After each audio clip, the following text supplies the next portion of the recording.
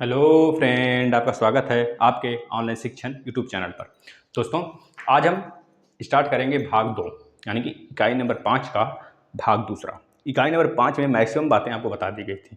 कुछ कारणवश, कुछ नेटवर्क प्रॉब्लम की वजह से वहाँ पे जो लाइव सेशन था रुक जाता है और हमको एक पार्ट कह लीजिए और बनाना पड़ा। एक पार्ट इसका आएगा, एक पार्ट और आ जाएगा आपका, जिसमें आपको IUCN के बारे में पूरा अच्छे तरीके से बता देंगे। उसमें कितने प्रोसेस होते हैं जीव जंतुओं को उसके अंदर रेड डाटा बुक के अंदर लाने का। हम बातें करेंगे, उससे 10-15 मिनट का वीडियो होगा वह। एक आज का है जो 20-25 मिनट का बन जाए, ठीक है ना। अब ध्यान से देखेंगे, लास्ट तक बने रहिए, बहुत ही आनंद आने वाला है। चलिए, मैक्सिमम क्लासेस चल रहे हैं आपके, सारे क्लासेस आप फॉलो करिए, ठीक है ना। देखिए, सबसे पहली बात है कि हम कुछ बातें कर लेते हैं, जैसे कि जो स्पीसीज हैं, जीव जंतु हैं, उनके विलुप्ति का कारण क्या है। हमारे पॉल्यूशन में वृद्धि पहला कारण है बेटा। पॉपुलेशन, सॉरी पॉल्यूशन नहीं, पॉपुलेशन। क्या? पॉपुलेशन। पॉपुलेशन में वृद्धि मतलब जनसंख्या में वृद्धि लिख लीजिए। जो जनसंख्या है हमारा, उसमें वृद्धि, ह्यूमन की जनसंख्या में वृद्धि। अब ह्यूमन की जनसंख्या से क्या तात्पर्य है सर? ह्यूमन की जनसंख्या जब बढ़ेगी तो आप क्या करोगे? एक ही घर में रह लोगे? कितने दिन तक एक घर में रह लोगे? देखते हो, दो भाई होते हैं तभी झगड़ा लड़ाई होने लगता है, और काफ़ी ज़्यादा जब माहौल बनने लगता है, काफ़ी ज़्यादा बच्चे आ जाते हैं तो माहौल पूरा बिगड़ जाता है, और जाहिर सी बात है एक दरार की वहाँ पे स्थिति उत्पन्न होती है। इस तरह हजारों लाखों करोड़ों लोग हैं भारत में। अब जब वो बेटा बढ़ेंगे, जनसंख्या बढ़ेगा, तो उनके लिए क्या पहले सबसे बड़ी प्रायोरिटी होगी उनकी, कि जंगल को काटेंगे तभी तो उनको जगह जमीन मिलेगा। सरकार तभी तो उनको आवास दे पाएगी। कहाँ देगी आवास? जंगल को काटेगी।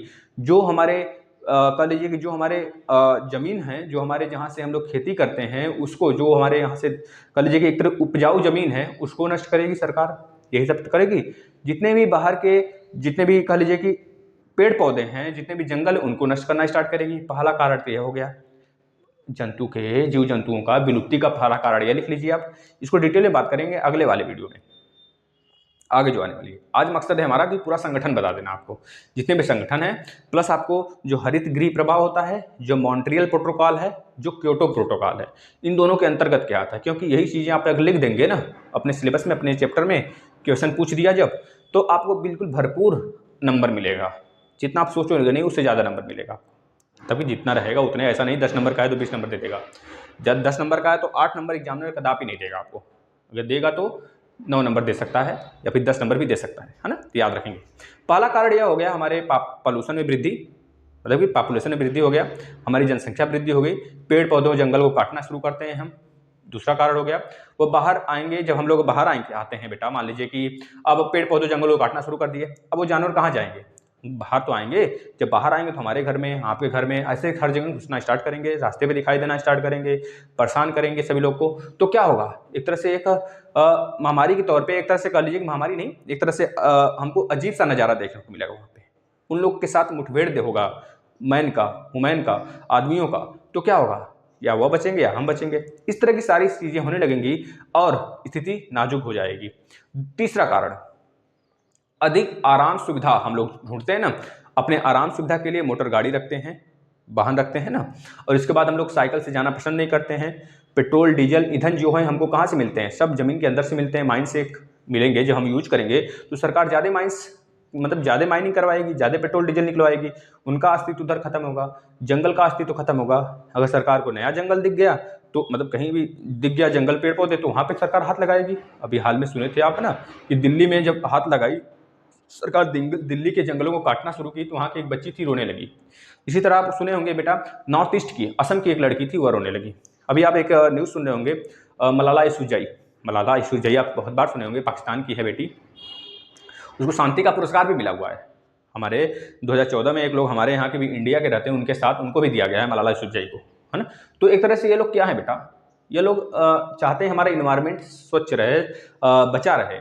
और हमारा भारत सरकार हो गया, फिर भारत, पूरा वर्ल्ड को कह लीजिए, जगह जगह से लोग, जो भारत, जो सत्ता पे बैठे हैं ना, उनको तो केवल यही सोचता है किसी तरह हम एक तरह से नया औद्योगिकरण कर दें, अपने भारत को, अपने देश को ऊंचाई पर ले जाएं। तो क्या करते हैं लोग? औद्योगिकरण चक्कर में हम लोग का जिंदगी का आगे का जो सवाल होता है, आगे जो जीवन होता है, उसका ध्यान नहीं देते हैं और खात्मा होना स्टार्ट हो जाता है। यह भी एक कारण है।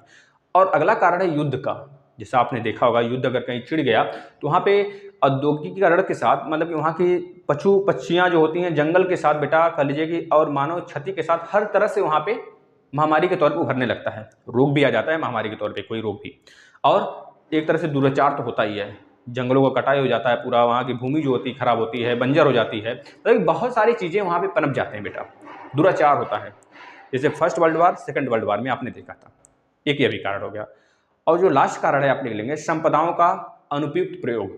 जो संपदा हैं, हमने कल बताया था आपको, जो संपदा में आ जाते हैं हमारे जितने की पेट्रोल, डीजल, गैस, जो भी मेटल्स होते हैं सब हमारे संपदा होते हैं, जो नेचुरल संपदा होते हैं। यह मानव जाति के जीवन के लिए होते हैं, जीवित रखने के लिए होते हैं, लाइफ देने के लिए होते हैं। लेकिन मानव जाति इसी के पीछे पड़ जाता है, इसका दुरुपयोग करने लगता है, इसका मतलब कि एक तरह से धांधली करने लगता है, बेचने पे उतारू हो जाता है, कितना निकल जाए बेच दें पूरा का पूरा। समझ रहे कि नहीं? पूरा अपना जमीन जायदाद, मतलब भारत सरकार का देख लीजिए आप क्या किया जा रहा है। अब तो थोड़ा सा हर जगह देश में इन सब सारी चीज़ों को देखकर हमें लग रहा है कि हमें थोड़ा सा विचार करना चाहिए। अंतर्राष्ट्रीय मुद्दे को लेकर अंतर्राष्ट्रीय एक भव्य नजरिया हमारे सामने आ रहा है, नजारा हमारे सामने हमको दिख रहा है, हमारे आँख के सामने एक भयावह स्थिति बनने वाली है, भयावह स्थिति आने वाले समय में। क्योंकि आप देख रहे हैं ना उत्तराखंड की स्थिति कैसी हो रही है। उत्तराखंड का जो तपोवन वाला इलाका है, जो हमारा वहाँ का कह लीजिए जो जिला है तपोवन वाला, जहाँ पे स्टेट है तपोवन वाला, कह लीजिए कि देखिए नाम नहीं याद आ रहा है, उस स्टेट का क्या नाम है बचवा, स्टेट सॉरी स्टेट का देखिए डिस्ट्रिक्ट है वहाँ पे बहुत ज़्यादा भूचाल मचा हुआ है। अगर आपको देखना हो वीडियो ना तो आप देख सकते हैं, स्टेटस वगैरह भी लगाते हैं, वहाँ पे देख सकते हैं आप, है ना। नहीं तो फिर इस तरह का नज़ारा हमको देखने को मिल जाता है, हमेशा हर जगह देखने को मिलेगा, आने वाले समय में बहुत सारी जगह देखने को मिलेगा हमको। ठीक है, ऐसा नहीं कि केवल भारत में ही, हर जगह मिल रहा है बेटा। आए दिन ऑस्ट्रेलिया में हो रहा है, आए दिन हर जगह हमको देखने को मिल रहा है। बांध जो बना है, डैम जो बना है वो टूट रहा है।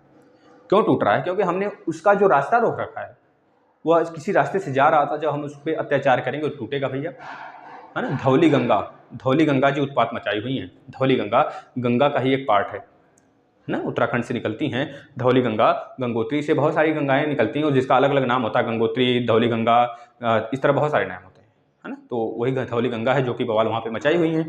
और बवाल क्या मचाना, हम लोग का मानवीकरण वहाँ पे कर लीजिए एक तरह से। हम लोग जब वहाँ पे अच्छा बर्ताव नहीं करेंगे उन लोग के साथ, वो नदियों के साथ, तो क्या होगा, यही सब घटनाएं देखने को मिलेंगी। आने वाले समय में ग्लेशियर भी पिघलेंगे। ठीक है, अब देखिए यहाँ से ये चीज़ आप लिख लेंगे कि जो स्पीसीज हैं, जीव जंतु हैं, उनका विलुप्ति का क्या कारण है, यही सब कारण है, लिख लेंगे। अब दूसरी चीज़ और लिखेंगे, इसमें हेडिंग डालेंगे, एक हेडिंग डालेंगे आप कि जंतु पृथ्वी जो है बेटा उसका संरक्षण कैसे किया जाए। जंतु, या फिर पादप भी लिख सकते हैं, पादप या फिर पृथ्वी, मतलब कि जब पृथ्वी की संरक्षण होगा तो सबका संरक्षण हो जाएगा।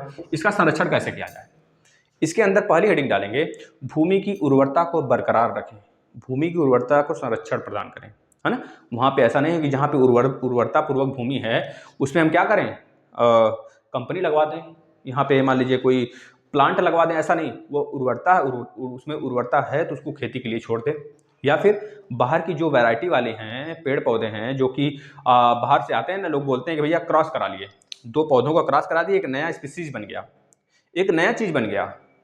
जैसे आपने सुने होंगे आप कि क्रॉस करवाने के बाद एक नया चीज़ हमको देखने को मिल जाता है, जैसे घोड़ा और गधा, खच्चर मिलता है। सेम उसी तरह पौधों में भी होता है, पेड़ पौधों में भी होता है। हमको वहाँ पे उसको कहा जाता है, देखिए आप देखेंगे जब आप प्रोडक्शन ये वाला चैप्टर पढ़ेंगे प्रोडक्शन वाला, तो उसमें आप देख सकते हैं उसमें, ठीक है ना। अब देखिए पादप वाले में क्रॉस वगैरह, मतलब यह भारत सरकार पूरी तरीके से अगर रोक लगा देती है कि बाहर की जितनी भी स्पीसीज हैं पेड़ पौधों वाली, अगर वो भारत में आना बंद हो जाए, जगह जगह भूमि पे लगना बंद हो जाए, तब भी हमारी उर्वरता बरकरार रहेगी। एक तरह से हम उर्वरता मतलब कि खनिज पदार्थ, जो रासायनिक पदार्थ होते हैं, उनको अगर कम यूज करें तब भी हमारी उर्वरता बनी रहेगी। जमीन बंजर कम होगा, जीव जंतुएं जो होंगे बेटा बचे रहेंगे, खाना पीना खाते रहेंगे, मस्त रहेंगे। सबसे पहली बात है पादप बचा रहेगा। और पॉपुलेशन पर कंट्रोल करें, अपनी जनसंख्या वृद्धि पर कंट्रोल करें। जल संरक्षण करें, तीसरी चीज़ लिखेंगे जल संरक्षण करना। जल का उतना ही यूज करें जितना हमें ज़रूरत है ना। ये बातें आप लिख सकते हैं, बहुत सारी चीज़ें इसमें लिख सकते हैं आप। यहाँ पे हमारा खड़े होने का मतलब एक तरह से आपको बता देना कैसे आप लिखना है आपको। इसमें बहुत सारी चीज़ें आप अपने मन से लिख सकते हैं। अभी हम संगठन बताएंगे आपको, जितने अंतर्राष्ट्रीय संगठन हैं इस पे काम करते हैं अपना। इसी तरह वन संरक्षण है, वन संरक्षण को अपना बचाए रखें, वनों को संरक्षित करें, ज़्यादा से ज़्यादा उसमें कटाई वगैरह जो हो रही है सब बंद करें। उस पर सरकार को पूरी तरीके से पाबंदी लगा देनी चाहिए, पूरी तरीके से लगा देनी चाहिए। ऐसा नहीं है कि अब हम चाहे तो ना कर पाएँ, सरकार चाहे तो कर ले, ऐसा भी नहीं होना चाहिए। एक तरह से पूरी की पूरी मोनोपाली जो है खत्म हो जानी चाहिए। हाँ, समझ रहे हैं कि नहीं, सरकार भी नहीं काटेगी उस पर, यह अधिकार बना देना चाहिए, एक तरह से कानून बना देना चाहिए सरकार को। ये चीज़ आप अपने मन से लिख सकते हैं। वन संरक्षण बढ़ाने के लिए हर लोग को एक पौधे लगाने चाहिए, है ना, साल में, एक साल में, या फिर अपने जन्मदिन पे कम से कम लगा दीजिए। ये सारी चीज़ें आप करेंगे अपने लाइफ में डिजॉल्व करेंगे, बहुत ही मज़ा आ जाने वाला है। फिर आने वाली जो स्थिति होगी बेटा ना, बहुत ही सुधरी हुई दिखेगी हमें, समझ रहे हैं कि नहीं। और चौथी पांचवी बात जो इसके बाद लिखेंगे आप, संपदाओं का संरक्षण करना। जब जो आपका पेट्रोल डीजल ये सब है, इसके अंदर संरक्षण करेंगे तब भी पृथ्वी हमारी संरक्षित रहेगी। जो जंतु हैं पादप, ये भी संरक्षित रहेंगे, समझ रहे हैं कि नहीं। जो जंगलें हैं वो बची रहेंगी। जंतु का भी इन सीटू होगा। इन सीटू मतलब समझ रहे हैं, उनका खुद का जगह जहाँ पे वो रहते हैं, जिसे हम बोलते हैं in situ. In situ ex situ हमने कल समझाया था, कल वाला वीडियो देखिए। अब मृदा अपरदन कम करें। मृदा अपरदन कैसे कम होगा? हम पेड़ पौधे लगाएंगे, मृदा का कटाव कम होगा। जब मृदा का कटाव कम होगा तो जो बाढ़ आती है, जो त्रासदी मचती है पानी वगैरह से, वो कम आएगा। इस वजह से मैक्सिमम पेड़ पौधे लगाए जाएं नदियों के किनारे, ठीक है। ये बातें भी आप कर सकते हैं। और इसके बाद है अनवीकरणीय संपदाएं जितने भी हैं बेटा, उनका संरक्षण किया जाए। अनवीकरणीय का मतलब यह हो गया जिसको हम रिसाइकल नहीं कर सकते, मतलब जिसको हम दोबारा यूज नहीं कर सकते, उसका हम कम से कम यूज करें। जैसे कि सबसे जरूरी चीज़ है रिसाइकल करते रहें। जैसे प्लास्टिक मार्केट में एक बार गिर जाए तो उसको हम रिसाइकल कर करके बहुत सारी चीज़ें बना सकते हैं। जैसे ई कचरा का मतलब समझ रहे, जो मोबाइल वगैरह फूटा रहता है, रेडियो हो गया, मोबाइल हो गया, आपका हेडफोन हो गया, जो खराब हो जाता है आप लोग फेंक देते हैं, तो जो ई कचरा के रूप में आ जाता है, इसे बोलते हैं इलेक्ट्रॉनिक कचरा। इलेक्ट्रॉनिक कचरा सबसे ज़्यादा चाइना में है, फिर अमेरिका, फिर भारत, ठीक है। इस तरह की कचरा है। इस तरह के ई कचरों को अगर हम लोग रिसाइकल कर करके यूज करते रहेंगे ना, तो भी हमारे तरह मतलब कि एक तरह से उनका खात्मा जल्दी हो जाएगा। जैसा कि आपको पता है, पॉलीथीन एक ऐसा मतलब पदार्थ है बेटा, वो कभी खत्म नहीं होता है। उसको चाहे हवा में जला दें, एक पॉल्यूशन के रूप में कन्वर्ट हो जाएगा, या फिर उसे ज़मीन में गाड़ दें तो ज़मीन को बंजर बना देगा। लगभग 100 साल आंका गया है, 100 से 200 साल उसकी जीवन पॉलीथीन का, उस ज़मीन को ही बंजर बना देगा, समझ रहे हैं कि नहीं, जहाँ पे उसको डंप किया जाएगा। तो इस वजह से उसको रिसाइकल कर करके हम लोग यूज कर सकते हैं। अब यहाँ से हम एक चीज़ पढ़ते हैं भैया, अंतर्राष्ट्रीय संगठन। देखिएगा अब यहाँ पे कितने अंतर्राष्ट्रीय संगठन बनाए गए हमारे भारत में, हमारे पूरे देश में, कह लीजिए कि इस त्रासदी को रोकने के लिए, जो त्रासदियाँ होती हैं जीव जंतुओं से रिलेटेड, पॉल्यूशन से रिलेटेड, जो हमारे स्पीसीज को बचाने के लिए, सब सारी चीज़ों को देखते हुए आने वाले समय में भयावह स्थिति बनने से पहले हम लोग बहुत सारे संधियाँ कर रखे हैं, बहुत सारे संगठन बना रखे हैं, अंतर्राष्ट्रीय संगठन। वो कौन कौन से हैं? पहला है IUCN, लिख लेंगे पहला IUCN। इसके बारे में फुल चर्चा करेंगे केवल एक वीडियो में, आप लोग घबराइएगा नहीं। IUCN की स्थापना कब हुई थी बता देंगे, 1948 में। कब हुई थी? 1948 में हुआ था, 1948 में स्थापना हुआ था। IUCN का फुल फॉर्म क्या होगा? तो IUCN का फुल फॉर्म आप लिख लेंगे international union for the conservation of nature. इसको लिख लेंगे international union for the conservation of nature and resources, यह भी लिख सकते हैं इसके आगे, है ना। नहीं, रिसोर्सेस नहीं लिखेंगे तब भी सही है, international union for the conservation end of nature, ये चीज लिख सकते हैं। दूसरी चीज, अब इसका हेडक्वार्टर कहाँ पे है बोला जाए तो बता देंगे स्विट्जरलैंड में। स्विट्जरलैंड में इसका हेडक्वार्टर है, स्विट्जरलैंड में बेटा इसका हेडक्वार्टर है, आप लिख सकते हैं। इसके बाद दूसरी चीज आप लिखेंगे WWF। अब ये WWF नहीं है फाइटिंग वाला, वो फाइटिंग वाला नहीं है भैया, यह विश्व वन्य जीव कोष से बोलते हैं हिंदी में। विश्व वन्य जीव कोष का मतलब हो गया द वर्ल्ड वाइल्ड लाइफ, इसको लिख सकते हैं द वर्ल्ड वाइल्ड लाइफ, यानी कि विश्व वन्य जीव कोष। 1961 में इसकी स्थापना हुई थी। इसका भी हेडक्वार्टर कहाँ पे? स्विट्जरलैंड में है। 1961 में इसकी स्थापना हुई थी, यह बातें लिख लेंगे। तीसरी संगठन है बेटा, अब इसका जो स्थिति है बेटा भारत में कब देखने को मिलता है, ये तो वर्ल्ड की स्थिति है 1961 में, लेकिन भारत में 1969 से प्रचलन में आता है। 1969 से प्रचलन में आता है, और इसका भारत में हेडक्वार्टर कहाँ पे देखने को मिल जाता है? हमें मुंबई में भारत में देखने को मिल जाता है हेडक्वार्टर। और जो इंटरनेशनल संगठन है उसका हेडक्वार्टर कहाँ पर है? स्विट्जरलैंड पर है, याद रखेंगे स्विट्जरलैंड में है। इसका तीसरा संगठन लिखेंगे WII का फुल फॉर्म क्या हो जाएगा तो बता देंगे वाइल्ड लाइफ इंस्टीट्यूशन या फिर institute of India. Wild life institution या फिर इंस्टीट्यूट ऑफ इंडिया, भारत का वन्य जीवन संस्थान। 1982 में इसकी स्थापना होती है और इसका हेडक्वार्टर देहरादून में है। देहरादून यानी कि उत्तराखंड, उत्तराखंड का कैपिटल देहरादून, देहरादून में है इसका हेडक्वार्टर कर लीजिए, और 1981 में इसकी स्थापना होती है। ये चीज़ लिख लेंगे। इसके बाद बचवा आ जाता है IBWL। IBWL ये सब लिख रहे हैं ना आप लोग, हम इरेज करते चल रहे हैं। IBWL लिखिएगा, IBWL। IBWL का जो स्थापना हुआ था 1949 में हुआ था, 1949 में हुआ था, 1949 में हुआ था। इसका अगर फुल फॉर्म पूछा जाता है तो बताएंगे Indian board for wild life, Indian board for wild life, इस तरह लिख सकते हैं। लाइफ लिखिएगा, लाइव नहीं, लाइफ LIF ही, ठीक है ना, ये लिखेंगे।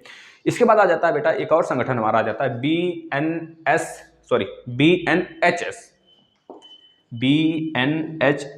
ये आ जाता है। अब इसका फुल फॉर्म क्या हो जाएगा भैया, Bombay natural history society, Bombay natural history society.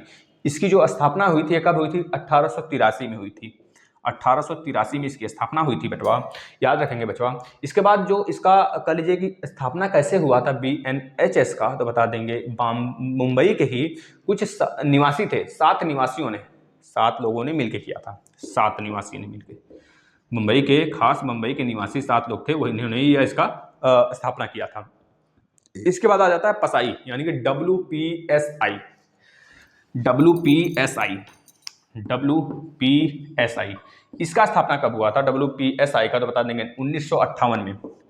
एक बार चेक करिएगा इसे आप लोग, 1958 शायद, हमको याद है 1958 शायद है, एक बार आप लोग चेक करेंगे इसका है ना, इसका स्थापना 1958 हम बोल रहे हैं, लेकिन एक बार आप चेक कर लेंगे इसे, 1958 वैसे राइट ही है, हमें जहाँ तक याद है वो राइट है। इसका जो फुल फॉर्म हो जाएगा बेटा भारतीय वन्य जीवन परीक्षण सोसाइटी, है ना, इसका फुल फॉर्म है, इसको लिख लेंगे। इसका जो स्थापना हुआ था देहरादून में, इसका भी स्थापना हुआ था। एक मोस्ट इंपॉर्टेंट ZSI। अब इसका फुल फॉर्म क्या होगा, मोस्ट इंपॉर्टेंट है, याद कर लेंगे इसको, zoological survey of India, zoological survey of India बेटा। इसका जो स्थापना हुआ था ये हुआ था 1946 के आसपास में, 1946 के आसपास में हुआ था इसका स्थापना। इसका मोटिव था बेटा, मतलब कि अंग्रेजों, इसका तो स्थापना अंग्रेजों के समय, एक मिनट 1946 नहीं बेटा, 1916 करिएगा यहाँ पे तो, क्योंकि इसका स्थापना अंग्रेजों के समय हुआ था, अंग्रेजों के समय हुआ था। इसमें जो है 36 कुल 36 क्षेत्रीय कार्यालय हैं भारत में। इसके हिसाब से जो भारत में अगर देखा जाए कितने हेडक्वार्टर हैं ना, तो बोलेंगे कुल 36 क्षेत्रीय कार्यालय कार्यरत हैं इसको लेकर, है ना। Zoological survey of India most important है, भारत यहाँ पे सर्वे वगैरह कराता है जब ना, तो इसी से कराता है। जैसे कि अभी बाघ का संरक्षण हुआ, बाघ का सर्वे हुआ था भारत में, कितने बाघ हैं, 9,967, लगभग पूरे विश्व का 70% बाघ जो है भारत में ही है, 70%। तो टोटल 4,000 बाघ, 4,000 साढ़े 4,000 के आसपास हैं, लेकिन उस पूरे में से 2,967 पूरे भारत में है, और 70% बाघ जो है भारत में है बेटा, इस तरह आप याद कर सकते हैं, है ना। चलिए ये बात रही। अब हम यहाँ पे कुछ और एक्स्ट्रा बातें कर लेते हैं जो आप लिख सकते हैं अपने कॉपी में, या फिर आपको अनेकों एग्जाम में टेट वगैरह सीटेट वगैरह में बहुत ज़्यादा काम देगा, सुपर टेट में तो मैक्सिमम कर लीजिए काम ही देगा आपको। यह क्लास आप बार बार रिवीजन करिए, जितने पेपर देने जाइएगा ना सबके समय रिवीजन करिएगा। अब देखिए सबसे पहले हुआ था कि जापान में क्योटो प्रोटोकॉल, जापान में क्योटो प्रोटोकॉल हुआ था बेटा। इस क्योटो प्रोटोकॉल में यह अंतर्राष्ट्रीय संधि थी, इसको लिख लेंगे, जिसे ग्लोबल वार्मिंग द्वारा हो रहे जलवायु परिवर्तन में, मतलब ग्लोबल वार्मिंग द्वारा जलवायु परिवर्तन को रोकने के लिए बनाया गया था, यह संधि की गई थी।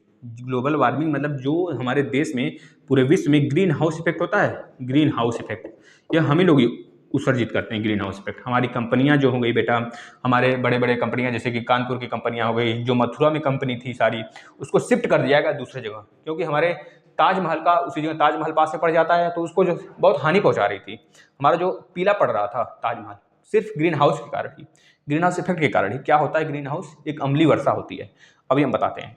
अब ये ग्रीन हाउस जो बेटा एक तरह से फेनामेना है, नेचुरल फेनामेना है, यह हम ही लोग के कारण होता है, मानव प्रजाति के कारण ही होता है, यह पता होना चाहिए। जिसके पहले भाग के अनुसार, अगर पहला भाग देखा, क्योंकि साइंटिस्ट मानते हैं, जो वैज्ञानिक हैं उनके राय पे अगर हम चलें तो उनके 2 राय थे। जो पहला राय था उनका कि जो ग्लोबल वार्मिंग हो रही है वह जो है हमारे कह लीजिए कि एक अलग भाग है, नेचुरल भाग है। एक दूसरा भाग जो मानता था, यह संभावना अधिक थी कि यह मानव निर्मित जो CO2 गैस है, CO2 उत्सर्जन वाला गैस है, उसके कारण हो रहा है। यह दूसरा एक विचार था वैज्ञानिकों का, और यही सत्य माना जाता है CO2।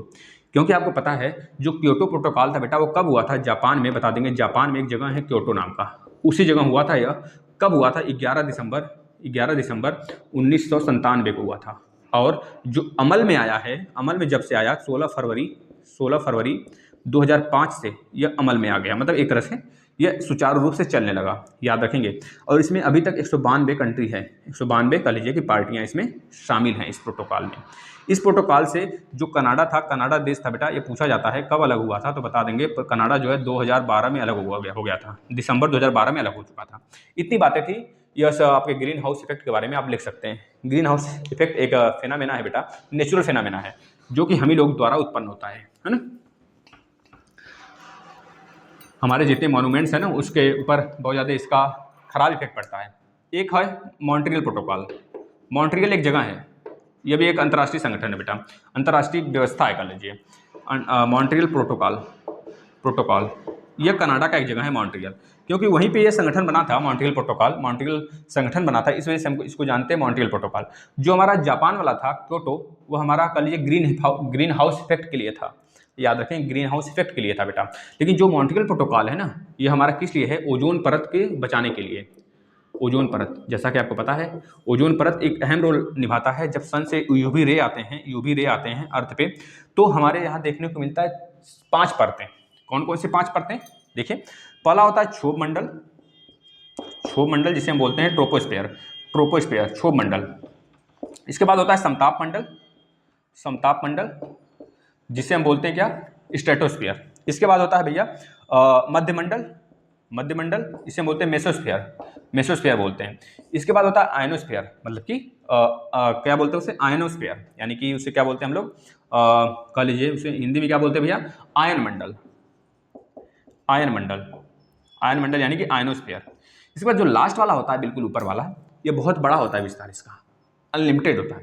यहीं पे हाइड्रोजन गैसेस बहुत ज़्यादा पाई जाती हैं, क्योंकि हाइड्रोजन सबसे हल्की होती है। इसे बोलते हैं बहिर्स्फीयर मतलब बहिर्मंडल, मतलब कि इसको बोलते हैं एक्सोस्फीयर बोलते हैं। अब देखिए, जितनी भी मौसमी घटनाएं होती हैं ना, वो हमारे क्षोभ मंडल में होती हैं। बादल गरजना, बारिश होना, ठीक है, मौसम ऋतु में परिवर्तन होना, सब इसी जगह होती है। अगर हमारा यह धरातल है बेटा, तो धरातल से लगभग 10 किलोमीटर के आसपास में यह पाई जाती हैं, और 50 किलोमीटर के आसपास में यह पाई जाती है समताप मंडल पाया जाता है। इसके बाद बेटा 50 से 80 कर लीजिए, 80 से 50 किलोमीटर के आसपास में। इसके बाद यह बढ़ता चला जाता है, इसके बाद मैक्सिमम यह बढ़ता चला जाता है, लगभग 400 के आसपास में आयन मंडल पाया जाता है, 400 से 300 किलोमीटर के आसपास में। और यहाँ से अगर हम चलते हैं थोड़ा सा ऊपर, यहाँ पे आ गए क्षोभ मंडल से ऊपर जाएंगे समताप मंडल में ही पाया जाता है हमारा क्या? Ozone layer. इसकी मोटाई काफ़ी ज़्यादा होती है। कहते हैं कि क्षोभ मंडल तक इसकी लंबाई फैली हुई है, समताप मंडल से क्षोभ मंडल तक 1 2 3 4 5, कुछ लोग 6 मानते हैं लेयर। इस वजह से ओजोन लेयर भी जब आ जाता है तो क्षोभ मंडल, ओजोन मंडल, फिर समताप मंडल, फिर मध्य मंडल, फिर आयन मंडल, फिर बहिर्मंडल, इस तरह 6 मंडल कुछ लोग मानते हैं। लेकिन जो रियल में है 5 ही मंडल है। जो ओजोन मंडल है बेटा, वो आपका इसके अंतर्गत ही आ जाता है, समताप मंडल के अंतर्गत, क्योंकि यहाँ पे मौसम की व्यवस्थाएं जो होती हैं सुचारू रूप से होती हैं, बिल्कुल बदलती नहीं है मौसम। इस वजह से जो हवाई जहाज वगैरह होते हैं हमारे इसी में उड़ाए जाते हैं। ये चीज़ आप लिख सकते हैं, ठीक है ना। इसके बाद बेटा, अब इसके बाद हमने क्या बताना चाह रहे थे आपको, जो हमारा ओजोन लेयर है यहीं पे है, और यहाँ पे यूवी रेज सन का जब आता है तो ये रोक लेता है, इस वजह से सारी गर्मी जो होती है अंदर की, जब सूर्य की रोशनी अंदर तो आती है, लेकिन यूवी रुक जाता है, यूवी रेज, अल्ट्रावायलेट किरण यहीं पे रुक जाता है। अब यहाँ से जो प्रकाश की लाइट होती है अंदर आती है, लेकिन बाहर जब जाना होता है ना, तो कुछ इसी जगह रुक जाते हैं। जो कुछ रुक जाते हैं हमारे इन्वायरमेंट में सुचारू रूप से चलने लगते हैं, और यही कारण होता है ग्लोबल वार्मिंग का, ग्रीन हाउस इफेक्ट का। बहुत ज़्यादा गर्मी कर देते हैं वहाँ पे, मानो कि कह लीजिए कि ज़्यादती होती है काफ़ी ज़्यादा, ट्यूब टायर जलाया जाना, बहुत ज़्यादा पॉल्यूशन करना, गाड़ी मोटर से जो हवा निकलते हैं, कल मतलब कि धुएँ निकलते हैं गाड़ी मोटर से, जो लेड के रूप में ब्लैक निकलते हैं, ये सब हमारे ओजोन लेयर को नष्ट करते हैं। जैसे बहुत सारी गैसेज अगर हम बोलें आपसे, जैसे फ्रियॉन हो गया, जैसे CO2 हो गया, SO2 हो गया, EN2 हो गया, नाइट्रस ऑक्साइड हो गया, सल्फर डाइऑक्साइड हो गया, कार्बन डाइऑक्साइड हो गया, हेलोन हो गया, हेलोन आप लोग लिख लीजिए इस सबको, हेलोन हो गया, CFC हो गया बेटा, CFC हो गया, क्लोरोफ्लोरोकार्बन हो गया, फ्रियोन हो गया जो हमारे फ्रिज से निकलता है, फ्रियोन हो गया। इसके बाद अगर देखें तो ब्रोयो बायोफ्लोरो करके होता है, ब्रोयोफ्लोरोकार्बन है ना, लिख सकते हैं कार्बन, कार्बन उत्सर्जन जो होता है। यह सारी जो गैसें हैं हमारे क्षोभ मंडल को, हमारे जो ओजोन मंडल है इसको नष्ट करती हैं, है ना, याद करेंगे बेटा। इसी से जब यही सब जो होते हैं जब रासायनिक क्रिया कर लेते हैं हमारे इन्वायरमेंट से, तो वहाँ पे एक हमको और दूसरा नज़ारा देखने को मिलता है, जिसे हम बोलते हैं अम्लीय गैस, अम्लीय वर्षा। बताते हैं उसके बारे में भी। अब देखिए अम्लीय वर्षा क्या है। अम्लीय वर्षा बेटा वह वर्षा है जब वायुमंडल में यही सारी गैसें जो होती हैं ना, जाके जब रिएक्शन करने लगती हैं, हमारे पृथ्वी के जितने भी इन्वायरमेंट होते हैं वहाँ से रासायनिक क्रिया करती हैं, तो सांद्रण के रूप में, अम्लीय सांद्रण का रूप में गिरने लगता है पदार्थ। अब वही जो अम्लीय सांद्रण के रूप में पदार्थ गिरता है बेटा, जो हमारे मॉन्यूमेंट्स पे जमा हो जाता है, जो हमारे पृथ्वी पर जमा हो जाता है, उसी को बोलते हैं एक अम्लीय वर्षा। ये चीज़ आप याद रखेंगे। एक तरह से वायुमंडल में प्राकृतिक रूप से विद्यमान है, ठीक है। ये जल के साथ क्रिया करके कार्बनिक एसिड बनाता है ना, इसको लिख लेंगे आप।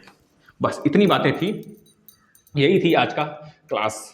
चलिए, अच्छा लगा होगा तो आप लोग शेयर करिएगा, और बाकी आपकी मर्जी। सारे क्लासेस आप रिवीजन करिए। एक क्लास इस पे और आएगा जिसमें आपको बताने वाले हैं IUCN के बारे में, बिल्कुल धांसू तरीके से बताएंगे उसमें कितने टाइप होते हैं IUCN के, ठीक है ना। ये चैप्टर क्लोज हो जाएगा। ये भाग 2 है, आप लोग लिख लेंगे। भाग 1 जा चुका है कल में, ठीक है बेटा। चलिए, और संडे के टेस्ट आप जरूर दीजिए, संस्कृत के क्लास भी करिए, मैथ की क्लास जितने पढ़ा दिए गए हैं पूरे खत्म हो चुके हैं कोर्स, आप रिवीजन करिए, ठीक है। आप लोग चिंता ना करिए, बहुत जल्दी हम लोग धांसू क्लास लाने वाले हैं। मतलब अगर आप अच्छे तरीके से देखते रहे ना, तो काफ़ी खतरनाक तरीके से हम लोग क्लास लेने वाले हैं। आप लोग चिंता ना करिए। चलिए, धन्यवाद।